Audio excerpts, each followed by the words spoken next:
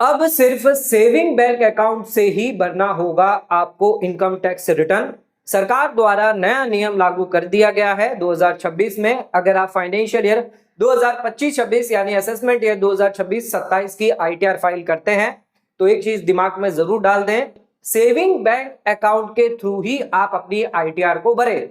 चाहे आपके पास एक सेविंग अकाउंट हो, 2 हो, 5 हो, 10 हो, करंट अकाउंट हो, जो भी आपके पास बैंक अकाउंट है, इनके बेसिस पर आपको आईटीआर भरना है, ऐसा नहीं है। सिर्फ आप ऑनलाइन बेसिस पर यानी इनकम टैक्स पोर्टल पर दिए गए एआईएस, टीआईएस या 26A फॉर्म के बेसिस पर ही आप अपनी आईटीआर भर दें। कई बार ऐसा देखा गया है कि आपके एआईएस, टीआईएस के अंदर कई सारे ऐसे ट्रांजैक्शन हैं जो नहीं आते या कम ट्रांजैक्शन आते हैं, तो इस केस में सबसे मेन होता है आपका सेविंग बैंक अकाउंट। हम हर बार यही आपको सूचना देते हैं कि सेविंग बैंक अकाउंट आपकी क्रेडिट जो भी आपके साइड का आता है, इनकम जो भी होती है, उसे आपको प्रॉपर जरूर मैच कर लेना है। अगर आप उसे मैच नहीं करेंगे और अगर आपने एआईएस, टीआईएस के बेसिस पर आईटीआर भर दिया और कल जाकर अगर नोटिस आती है तो ध्यान रखिएगा, इनकम टैक्स डिपार्टमेंट सबसे पहले आपसे बैंक स्टेटमेंट ही मांगता है। और बैंक स्टेटमेंट में अगर ऐसा कोई ट्रांजेक्शन हुआ जो आपकी नजर में नहीं आया या वो ट्रांजेक्शन रह जाता है या वो इनकम होती है या कोई ऐसा ट्रांजेक्शन है जिस पर आपको टैक्स देना पड़ेगा या आप एक्सप्लेन नहीं कर पाए, तो इस केस में आपको टैक्स जो है वो हायर रेट पर लगता है। ध्यान रखिएगा, अनएक्सप्लेन इनकम के केस में यहां पर 78% तक की टैक्स आपको लगती है, साथ में 10% पेनल्टी, ब्याज और भी आपको लगता है। 1 अप्रैल से 117% तक का पेनल्टी आप पर लगाया जा सकता है। तो हमेशा एक चीज ध्यान रखें, कभी भी इनकम टैक्स रिटर्न भरे तो अपना एक बार टैली जो है वो बैंक स्टेटमेंट से जरूर कर ले। अगर हमसे रिटर्न भरवाना चाहते हैं तो दिए गए नीचे नंबर पर आप हमसे कांटेक्ट कर सकते हैं। हम भी सजेशन यही देते हैं, कई सारे क्लाइंट्स होते हैं जिनको कि बैंक स्टेटमेंट अपना जरूर चेक कर ले। बैंक स्टेटमेंट में ऐसी कोई तो इनकम नहीं है जो आप बताना भूल गए या आपको पता नहीं है। अगर ऐसा होगा तो फ्यूचर में आपको दिक्कत आ सकती है, तो ऐसी गलती कभी ना करें।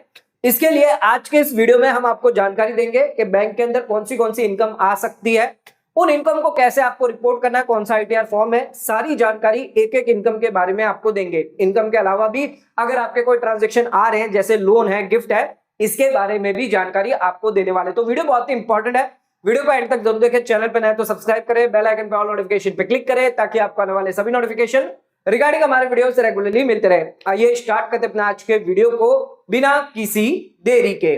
सबसे पहले बात करते हैं, यहां पर अगर आपने सेविंग अकाउंट है तो जितने भी आपके इंडिया में सेविंग अकाउंट है वो सभी आपको जितने भी बैंक में है एक बार उनकी जो हार्ड कॉपी है वो जरूर लेकर आ जाएं।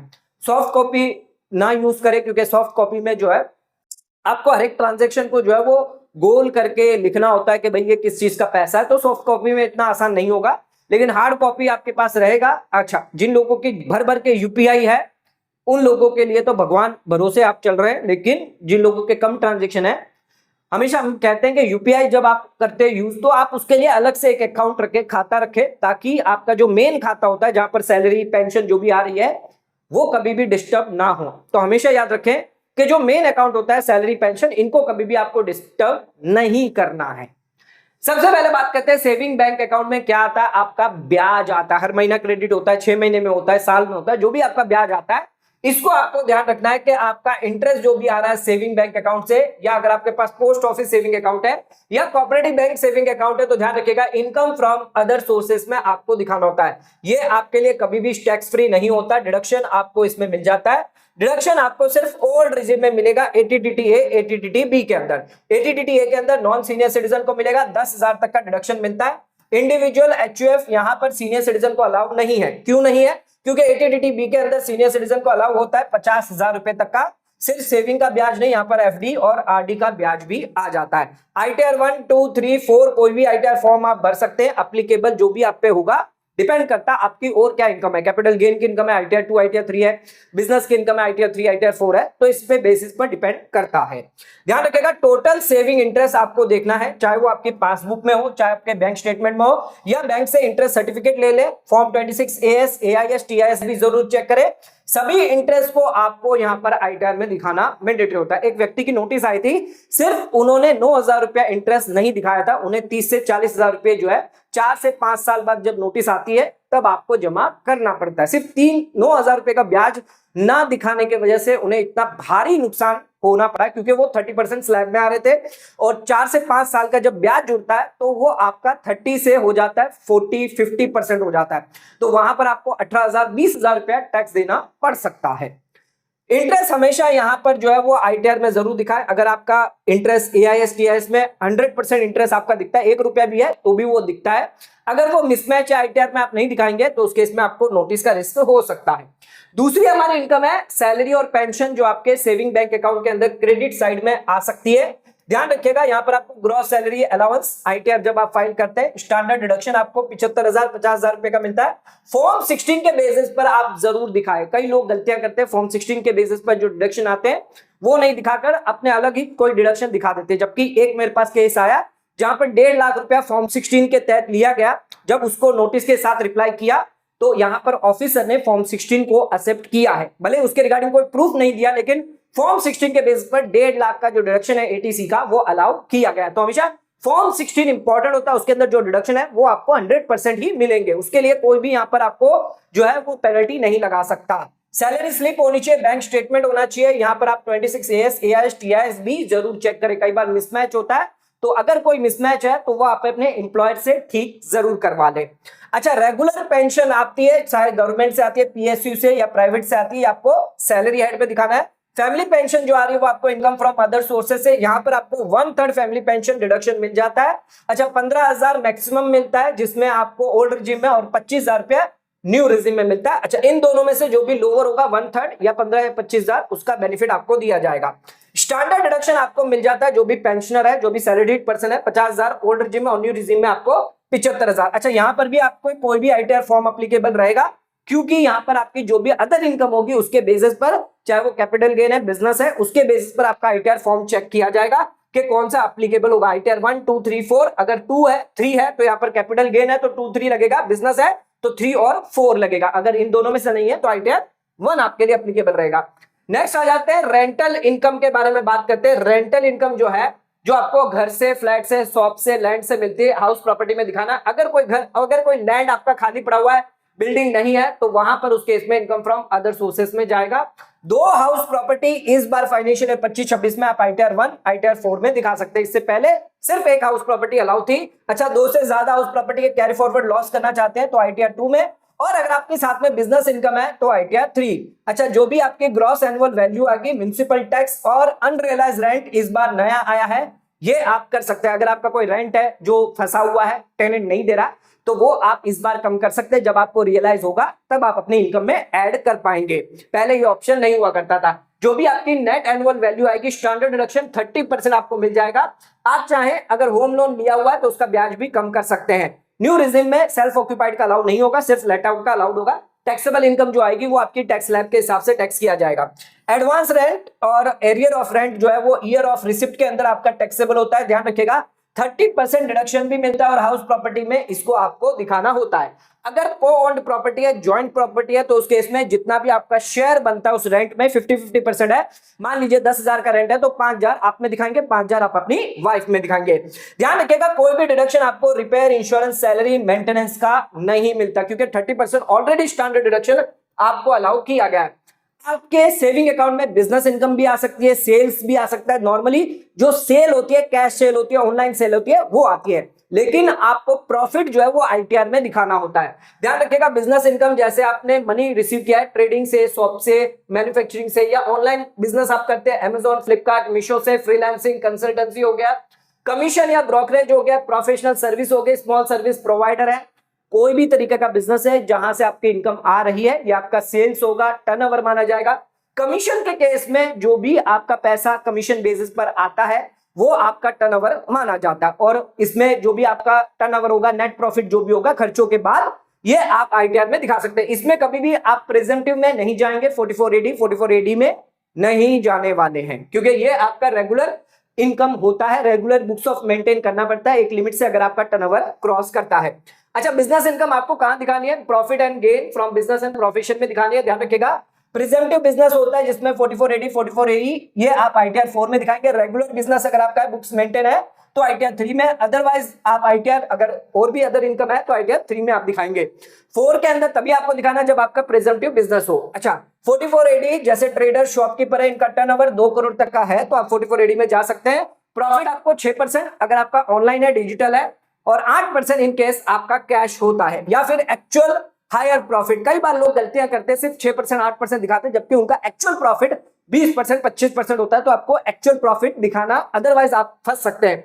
बुक्स ऑफ अकाउंट मेंटेन नहीं करना है, ऑडिट नहीं है अप्लीकेबल। यहाँ पर 44AD है, ये प्रोफेशन वालों के लिए होता है। ग्रॉस रिसिप्ट आपकी 75 लाख के अंदर है और यहाँ पर प्रॉफिट जो है वो आप 50% दिखा सकते हैं। ध्यान रखिएगा, यहाँ पर ग्रॉस रिसिप्ट 75 लाख तभी आएगी जब, एक्चुअली तो 50 लाख है, 75 लाख तब आएगी जब आप ऑनलाइन से करेंगे। 5% से ज्यादा कैश में नहीं होना चाहिए रिसिप्ट। और प्रॉफिट आपको 50% दिखाना है या फिर एक्चुअल हायर प्रॉफिट। अच्छा रेगुलर बिजनेस की बात करें, यहाँ पर एक्चुअल प्रॉफिट आपको दिखाना होता है अगर आप बुक्स ऑफ अकाउंट मेंटेन कर रहे हैं, ऑडिट में है। Sale minus purchase minus expense, net profit आपका रहता है। ऑडिट यहाँ पर रिक्वायर्ड तभी होगा जब 1 करोड़ या 10 करोड़ से ज्यादा आपका टर्नओवर रहता है, डिपेंड करता है कंडीशन क्या है। अच्छा बैंक में जो पैसा आता है वो प्रॉफिट नहीं आता, वो आपका सेल आता है, टर्नओवर आता है। उसके बेसिस पर आपको प्रॉफिट रेशियो निकालना पड़ता है। अगर आप जीएसटी में रजिस्टर्ड है तो टर्नओवर इन ITR आपको मैच करना होगा जीएसटी रिटर्न के साथ। GSTR 1 GSTR 3B ये सारे के सारे आपके AIS TIS में रिफ्लेक्ट होते हैं। प्रॉपर आपको इसको मैच करना होगा। अगर आपका मैच नहीं है तो 100% आपको नोटिस आ सकती है। तो मिसमैच अगर हुआ तो नोटिस आना पक्का है। कैपिटल गेन की बात करते हैं, आपके बैंक स्टेटमेंट के अंदर कैपिटल गेन यानी शेयर मार्केट का जो ट्रांजैक्शन आते हैं इसको आपको देखना है, लेकिन उसको आपको जो है ब्रोकर के स्टेटमेंट से, ब्रोकर के लेजर से, कॉन्ट्रैक्ट नोट हो गया, बैंक स्टेटमेंट हो गया, उधर से आपको मैच करना है। डायरेक्टली जितने भी शेयर आप बेचते हैं कई बार क्रेडिट हो जाते हैं, वो नहीं लिखना आपको। इसको प्रॉपर एक्सेल निकालनी होती है ब्रोकर से, उसको जाके फिर आपको कैपिटल गेन निकालना है। खर्चे वर्चे कम करने के बाद जो भी नेट प्रॉफिट गेन या गेन आता है वो आपको दिखाना होता है। शेयर बेचा, इक्विटी म्यूचुअल फंड बेचा, जो भी प्रॉफिट एंड लॉस हुआ उसे हम कैपिटल गेन कहते हैं। ध्यान रखिएगा, ना ही इसको सैलरी में दिखाना है, बिजनेस में भी नहीं दिखाना है और इनकम फ्रॉम अदर सोर्सेज में भी नहीं दिखाना है। जो भी कैपिटल गेन आपका होगा शॉर्ट टर्म कैपिटल गेन, जो आपने 12 महीने के अंदर अगर बेच दिया वो शॉर्ट टर्म कैपिटल गेन होगा। 111A यानी 20% इस पर टैक्स लगेगा, STT पेड होना चाहिए। लॉन्ग टर्म कैपिटल गेन की बात करें 12 महीने से ज्यादा हुआ तो आपका लॉन्ग टर्म कैपिटल गेन हो गया। 112A 12.5% टैक्स रेट आपका लगता है, STT पेड है, इसमें 1,25,000 का एग्जम्पशन आपको मिल जाता है। अच्छा सिर्फ सैलरी और कैपिटल गेन है तो ITR 2 अप्लीकेबल होगी। कैपिटल गेन बिजनेस अप्लीकेबल है तो ITR 3, और सिर्फ कैपिटल गेन है तो ITR 2 रहेगी। ITR 1 कभी भी आप यूज नहीं कर सकते कैपिटल गेन के लिए। कई सैलरीड पर्सन यहाँ पर गलतियां करते हैं ITR 1 फाइल करके, जबकि उनका AIS में कौन सा होता है, शॉर्ट टर्म कैपिटल गेन। इसके बावजूद वो ITR 1 भरते हैं। सबसे बड़ा यहाँ पर जो है वो आपको नोटिस जब आएगी तब आपका ITR जो वो इनवैलिड कर दिया जाएगा। आपको भारी पेनल्टियां देनी पड़ सकती है अगर आप गलत ITR फॉर्म चुनते हैं। ITR 1 ITR 4 के अंदर आप लॉन्ग टर्म कैपिटल गेन 1,25,000 तक दिखा सकते हैं। सेल माइनस कॉस्ट यानी परचेस माइनस एक्सपेंस करने के बाद अगर आपका जो गेन है लॉन्ग टर्म कैपिटल गेन 1 साल से ज्यादा है तो 1,25,000 तक आपका एग्जम्पशन रहता है। ITR 1 ITR 4 सिलेक्ट कर सकते हैं। Short term capital gain loss हुआ तो ये आप सेट ऑफ जो है वो short term capital gain long term capital gain के सामने कर सकते हैं। लॉन्ग टर्म कैपिटल लॉस जो है वो आप सिर्फ लॉन्ग टर्म कैपिटल गेन के सामने कर पाएंगे। और कैरी फॉरवर्ड जो लॉस है वो 8 साल तक आप कर सकते हैं। लेकिन एक चीज ध्यान रखिएगा, आपको ITR फाइल करना बिफोर द ड्यू डेट जरूरी है। अगर ड्यू डेट चली गई तो उस केस में लॉस कैरी फॉरवर्ड नहीं हो पाएगा। इंट्राडे F&O की बात करें, बिजनेस इनकम ITR 3 के अंदर आप दिखा सकते हैं। इंट्राडे F&O अगर आपको F&O प्रेजेंटिव में दिखाना है तो ITR 4 में आप जाएंगे। ITR 4 में इंट्राडे आप नहीं दिखा पाएंगे। अच्छा broker statement, contract note, bank statement, broker ledger, ये सभी आपको मैच करना है जो भी AIS TIS के अंदर डाटा रिफ्लेक्ट हो रहा है। फिक्स डिपॉजिट इंटरेस्ट बहुत ही इंपॉर्टेंट है। अगर आपके सेविंग बैंक अकाउंट में क्रेडिट साइड आ रहा है यानी आपको इंटरेस्ट जो है वो बैंक FD से मिला है, पोस्ट ऑफिस FD से मिला है, ये पूरा का पूरा आपके लिए टैक्सेबल है। इवन छोटा अमाउंट है, TDS नहीं भी कटा है तो भी वो आपको ITR में दिखाना मैंडेटरी होता है। अच्छा टैक्स इंटरेस्ट जो है वो कब लगाया जाता है, या तो ड्यू या तो रिसिप्ट, जब मिला या due basis, which ever is earlier. अगर ड्यू हो चुका है, मिला नहीं है, मैच्योरिटी पर मिलेगा तो आज दिखाना है। अगर आज मिल गया, ड्यू नहीं हुआ तो भी आज दिखाना है, ड्यू या रिसिप्ट बेसिस पर। डिपॉजिट क्या क्या आ सकता है, FD, RD, senior citizen saving scheme, NSE, post office के FD स्कीम, ये सारी स्कीम में आ सकता है। इनकम फ्रॉम अदर सोर्सेस में आपको दिखाना है। अच्छा यहाँ पर कोई भी डिडक्शन आपको नॉन सीनियर सिटीजन को नहीं मिलेगा ATTT A के अंदर, क्योंकि सिर्फ सेविंग के ब्याज का फायदा आपको मिलता है। सीनियर सिटीजन की बात करें 80/80 के अंदर आपको 50,000 का बेनिफिट मिलता है और ये सेविंग अकाउंट का इंटरेस्ट भी कवर करता है। अच्छा, टीडीएस कितना डिडक्ट होगा? 50,000 अगर आप 60 से कम है और 1 लाख रुपया अगर आप 60 से ज्यादा है। आईटीआर 1, 2, 3, 4 डिपेंड करता है आपकी अदर इनकम क्या है। इंटरेस्ट आपका टैक्सेबल रहता है हर साल, इवन आपको मेच्योरिटी पर क्यों नहीं मिल रहा। हमने कहा ना, ड्यू आपका मेच्योरिटी पर होगा, पेड आपका मेच्योरिटी पर होगा, लेकिन ड्यू आपका हर साल अगर हो रहा है तो आपको आईटीआर में दिखाना है, टैक्सेबल करना है। माइनर की अगर एफडी है तो पेरेंट्स की जो हायर इनकम होगी, पति पत्नी में जो हायर इनकम होगी उसमें क्लब होगा, 1500 रुपए का एक माइनर का एग्जम्पशन आपको मिल जाता है। एफडी इंटरेस्ट यहां पर आपको मैच करना हमेशा एआईएस टीआईएस फॉर्म 26 एएस से, क्योंकि बैंक पोस्ट ऑफिस ये रिपोर्ट कर देते हैं इनकम टैक्स डिपार्टमेंट को, तो हमेशा इसको चेक जरूर कर ले। अगला आ जाता है, अगर आपने लोन लिया है बैंक से, रिलेटिव से, नॉन रिलेटिव से या फ्रेंड से, तो इस केस में क्या होगा? हमेशा ध्यान रखें, लोन एक लायबिलिटी है, ये आपकी इनकम नहीं है, ये ना ही आपका टैक्सेबल होता है। जो भी लोन आपने पेड किया है या रिपेमेंट आपने किया है होम लोन का, इंटरेस्ट जो भी आपने पे किया है, ये आप डिडक्शन क्लेम कर सकते हैं 24B के अंदर। इंटरेस्ट जो भी पेड किया है, चाहे लेट आउट प्रॉपर्टी हो, सेल्फ ऑक्यूपाइड प्रॉपर्टी हो, दोनों का आपको ओल्ड रिजिम में मिलेगा। न्यू रिजिम में सिर्फ लेट आउट का मिलता है, सेल्फ ऑक्यूपाइड का नहीं मिलता है। एटीसी में अगर आप प्रिंसिपल रिपेमेंट करते हैं तो 1.5 लाख का बेनिफिट मिलता है, लेकिन ये सिर्फ ओल्ड रिजिम में आपको मिलता है। ध्यान रखिएगा, आईटीआर 3, आईटीआर 4 जो है वो आप भर सकते हैं, उसमें जो बैलेंस शीट में होता है लायबिलिटी साइड। सिक्योर्ड लोन अगर आपने बैंक से लिया है, फ्रेंड से, रिलेटिव से लिया है, नॉन रिलेटिव से लिया है, तो अनसिक्योर लोन के अंदर आप दिखा सकते हैं। इनकम में कहीं आपको नहीं दिखाना। यहां पर आपको आईटीआर 1 और आईटीआर 2 जो है वो नहीं बनना, क्योंकि वहां पर कोई भी बैलेंस शीट रिक्वायरमेंट नहीं होती है।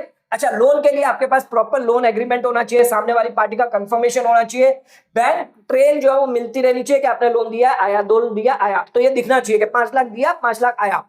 अदरवाइज आपका अनएक्सप्लेन इनकम मान के 78% टैक्स पेनल्टी लगाई जा सकती है। अगर आप रिपेमेंट नहीं करते हैं, यानी लोन ले तो लिया लेकिन पैसा वापस नहीं दिया, तो उसको सरकार गिफ्ट मान लेगी, और अगर ये नॉन रिलेटिव फ्रेंड से हुआ तो टैक्स भी लगा देगी 30% से ज्यादा।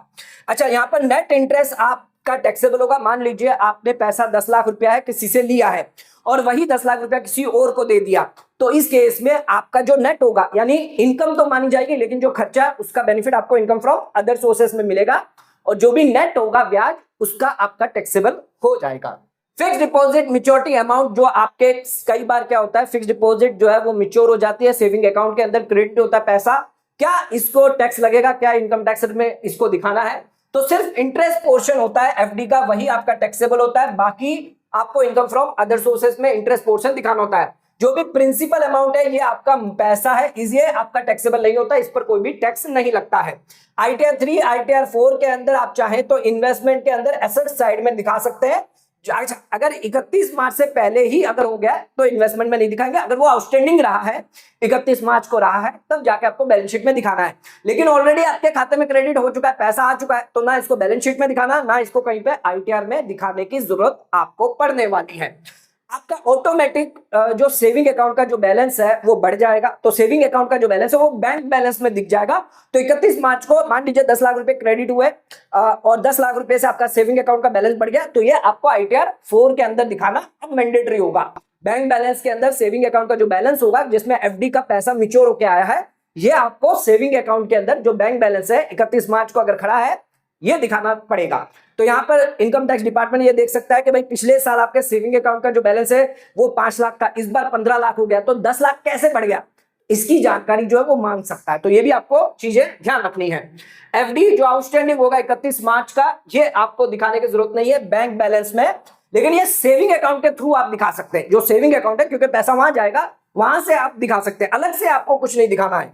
एफडी मैच्योरिटी यहां पर आपकी इनकम नहीं है। इनकम सोर्स यहां पर इनकम टैक्स डिपार्टमेंट पूछ सकता है कि ये एफडी करी है आपने, पैसा कहां से आया, सैलरी से आया, बिजनेस से आया, कहां से पैसा आया, इसका सोर्स आपसे पूछ सकता है। इनकम टैक्स रिफंड बहुत इंपॉर्टेंट चीज है। कई लोग गलतियां करते हैं, इनकम टैक्स रिफंड को इनकम मान के टैक्स कर देते हैं, लेकिन ऐसा नहीं करना है। ये आपका एक्सेस एडवांस टैक्स है, एक्सेस इनकम टैक्स है, एक्सेस टीडीएस है, जो बैंक द्वारा कई बार डिडक्टर द्वारा काट लिया जाता है, या एक्चुअल टैक्स लायबिलिटी आपकी बहुत कम होती है, या बिलो टैक्स एग्जम्पशन लिमिट होती है 12 लाख से कम है, जिसकी वजह से आपका रिफंड बन जाता है। इस बार ज्यादातर लोगों का रिफंड बनेगा सैलरी वालों का, जिनकी 12 लाख से अंदर है। अगर कोई टीडीएस काटा है पुरानी रिजिम में, तो नई रिजिम आप सिलेक्ट करेंगे तो भर भर के रिफंड इस बार लोगों को आने वाला है। हालांकि इसका जो ब्याज है वो आपका टैक्सेबल होता है, इनकम फ्रॉम अदर सोर्सेस में दिखाना याद रखिएगा। AIS, TIS या 26AS के अंदर ब्याज दिखता है तो इसको ITR में दिखाना ना भूले। कई लोग गलतियां करते, भूल जाते, स्किप कर देते हैं, ऐसा आपको नहीं करना है। और ITR 1, 2, 3, 4 जो भी ITR फॉर्म अप्लीकेबल है उसके बेसिस पर आपको दिखाना है। डिविडेंड इनकम आपको अगर मिल रही है शेयर मार्केट से, ये पूरी टैक्सेबल होती है। इनकम फ्रॉम अदर सोर्सेस में आपको दिखाना है। ध्यान रखिएगा, TDS आपका करता है 10,000 से ज्यादा, पहले 5,000 था, अब 10,000 हो चुका है। 10% आपका जो है TDS कट के आपके 26AS, AIS, TIS में रिफ्लेक्ट होगा। अच्छा, टैक्स किसके बेसिस पे किया जाएगा? ओल्ड रिजिम, न्यू रिजिम के हिसाब से। यहाँ पर कोई भी डिडक्शन आपको नहीं मिलेगा, ना ही ATDTA ना ही ATDTB का कोई बेनिफिट आपको नहीं मिलेगा। गिफ्ट अगर आपको मिल रही है रिलेटिव से, ये हमेशा एग्जेम्प्ट होती है, ध्यान रखिएगा। गिफ्ट आपकी टैक्सेबल नहीं है, एग्जेम्प्ट है। चाहे आपको स्पाउस से, पेरेंट्स से, चिल्ड्रन से, ब्रदर सिस्टर की जो स्पाउस है, लीनियर असेंडेंट डिसेंडेंट आपके ग्रैंड पेरेंट्स या ग्रेट ग्रैंड पेरेंट्स या ग्रैंड चिल्ड्रन, इनसे अगर मिल रहा है, या आपके स्पाउस के रिलेटेड जो लीनियर असेंडेंट डिसेंडेंट है उनके थ्रू अगर मिल रहा है, पूरा का पूरा आपका एग्जेम्प्ट है। एग्जेम्प्ट इनकम में आपको दिखाना है। ऑनलाइन गिफ्ट आपको रिसीव हुआ है सेविंग बैंक अकाउंट में, चाहे बैंक ट्रांसफर से, UPI, NEFT, RTGS, debit card, credit card, कोई लिमिट नहीं है, कितना भी गिफ्ट आप रिलेटिव से ले सकते हैं। ध्यान रखिएगा, कैश में यहाँ पर रिस्ट्रिक्शन है। 2 लाख से ज्यादा एक दिन में एक पर्सन से, या सिंगल ट्रांजेक्शन या मैरिज ओकेशन होता है, उस केस में आप कैश गिफ्ट जो है वो 2 लाख से ज्यादा किसी भी एक व्यक्ति से ना ले। अगर लेंगे तो उस केस में 100% पेनल्टी लग जाएगी। मान लीजिए 5 लाख रुपए आपके भाई ने आपको शादी में गिफ्ट किया कैश, 5 लाख की पूरी पेनल्टी आपको देनी पड़ सकती है। नॉन रिलेटिव से, फ्रेंड से अगर गिफ्ट लिया तो क्या टैक्सेबल है? यस, पूरी तरीके से टैक्सेबल तो नहीं है, लेकिन 50,000 रुपए तक का आपको सभी नॉन रिलेटिव और फ्रेंड से अगर गिफ्ट मिल रहा है, सभी को मिलाकर 1 साल में, तो वो आपके लिए एग्जेम्प्ट होता है, उस पर टैक्स नहीं लगता। जैसे ही 50,000 क्रॉस कर जाता है, पूरे पे टैक्स लग जाएगा। इनकम फ्रॉम अदर सोर्सेज में दिखाना है। ध्यान रखिएगा, फ्रेंड A से मुझे 40,000 मिला है और फ्रेंड B से मुझे 25,000 मिला है, टोटल मुझे 65,000 मिला है, पूरा का पूरा टैक्सेबल होगा। अच्छा, फ्रेंड A से 40,000, इससे 10,000 मिला होता, 50,000 तक है, कोई दिक्कत नहीं है, 0 टैक्स। लेकिन क्योंकि 65,000 हो गया तो पूरा का पूरा टैक्स होगा टैक्स स्लैब रेट के हिसाब से। तो ध्यान रखिएगा, कई सारे ट्रांजेक्शन होते हैं सेविंग बैंक अकाउंट में। आप सोचते हैं AIS, TIS के बेसिस पर हम ITR भर देंगे और हमारी ITR एक्सेप्ट हो जाएगी, ऐसा कभी भी नहीं होता। इनकम टैक्स डिपार्टमेंट जब नोटिस भेजता है, सबसे पहले आपका बैंक स्टेटमेंट जरूर मांगा जाता है। अगर आपकी बाकी सभी इनकम जो है वो रिपोर्ट कर दी, कोई इनकम रह गई, कोई ट्रांजेक्शन रह गया, उस पर सवाल पूछा जा सकता है, क्यों आपने नहीं दिखाया, और उसके रिगार्डिंग डॉक्यूमेंट मांगा जा सकता है। अनएक्सप्लेन होने पर हायर रेट पर आपसे टैक्स वसूला जा सकता है। तो हमेशा ध्यान रखिए, गांठ बांध के रखिए अपने दिमाग में, बैंक स्टेटमेंट जरूर चेक करें। बिना बैंक स्टेटमेंट चेक करें ITR बिल्कुल फाइल ना करें। हमसे फाइल करवानी है, नीचे व्हाट्सएप नंबर लिंक दिया हुआ है, वहां पर आप हमें कांटेक्ट कर सकते हैं। आज का वीडियो अगर आपको पसंद आए तो वीडियो को लाइक, शेयर, सब्सक्राइब करना ना भूलें। वीडियो को ज्यादा से ज्यादा शेयर करें ताकि और लोगों तक इसकी नॉलेज पहुंच सके। आज का वीडियो समाप्त करते हैं, धन्यवाद।